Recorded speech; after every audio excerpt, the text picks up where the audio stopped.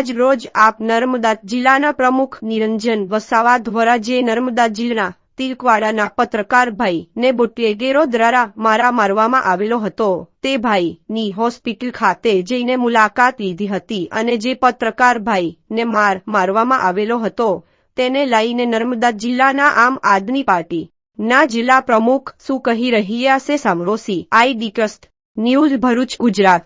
Bureau chief Mahesh Vasava. Bariya કરીને જે પત્રકાર છે જેઓને 19 તારીખના રોજ ગરડેશ્વર ખાતે એમના મિત્રો દ્વારા એમને બોલાવવામાં આવ્યા અને ત્યાં જે બુટલેગરો હતા એ બુટલેગરો એમાં રાકેશભાઈ પટેલ, મનીષભાઈ તડવી તેમજ અન્ય 7 થી 8 લોકો ભેગા મળી અને એમને બેટના સપાટા વડે એમને મારવામાં આવ્યો છે.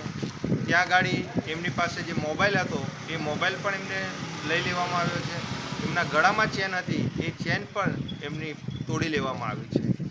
જ્યારે અમે એફઆઈઆરમાં જોયું તો એફઆઈઆરમાં જે મોબાઈલ અને જે ચેન છે એને ફક્ત પડી ગઈ છે એ રીતે એ કરવામાં આવ્યું છે.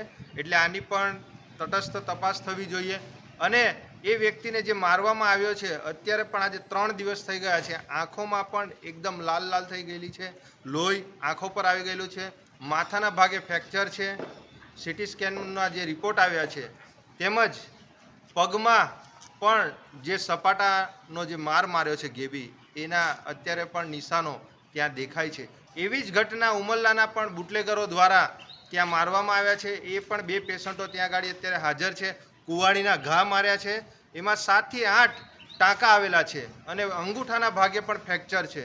એટલે નર્મદા હોય કે ભરૂચ હોય કે સમગ્ર ગુજરાત હોય, આ ભારતીય જનતા પાર્ટીમાં આજે જે આ કમલમો ચાલે છે, આજે જે ગુજરાતનું જે આ સરકાર ચાલે છે એ આ ક્યાંક ને ક્યાંક આ બુટલેગરોના ઈશારે ચાલી રહી છે. આજે જો કોઈ સામાન્ય માણસ કોઈ ઘટના કરે છે, કોઈ નાનું મોટું એ કરે છે તો એને તાત્કાલિક ધોરણે એરેસ્ટ કરી અને એની પર કાર્યવાહી કરવામાં આવે છે. ત્યારે આ બુટલેગરોને ક્યાંક ને ક્યાંક આ નર્મદા પોલીસ હોય, ભરૂચ પોલીસ હોય અથવા તો ગુજરાતની પોલીસ આ સરકારના ઈશારે ચાલી રહી છે, આ કમલમના ઈશારે ચાલી રહી છે. એના લીધે આવા બુટલેગરો પર કોઈ પણ જાતની એક્શન કે કોઈ કાર્યવાહી કરવામાં નહીં આવતી.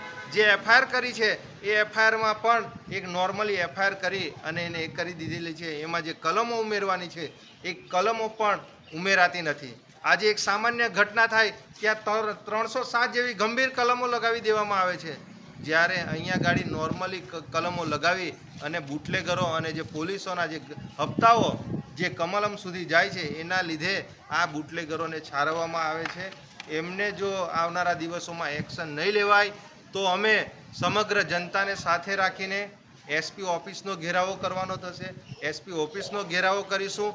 આ ભારતીય જનતા પાર્ટીના જે આ નેતાઓ છે, આ સાંસદો હોય કે ધારાસભ્ય હોય કે એમના જિલ્લાના પ્રમુખશ્રીઓ હોય, એ લોકો પોતાની અંદરની ઝઘડાના લીધે, એમના વહીવટોના લીધે, એના લીધે આ પ્રજાઓ ઉપર આ લોકો ધ્યાન નથી આપતા. એના લીધે નર્મદા પોલીસ અને આ બુટલેગરો આમ ખુલે આમ આવા ધંધાઓ કરી રહ્યા છે. અમારે ગૃહમંત્રીને પણ વિનંતી છે કે આવા લોકો પર કાયદેસરની કાર્યવાહી કરવામાં આવે. જો આવનારા દિવસોમાં કાયદેસરની કાર્યવાહી નહીં થાય તો અમે પ્રજાને સાથે રાખી આના કરતાં મોટા કાર્યક્રમો આવનારા દિવસોમાં આ નર્મદા જિલ્લા ખાતે અમે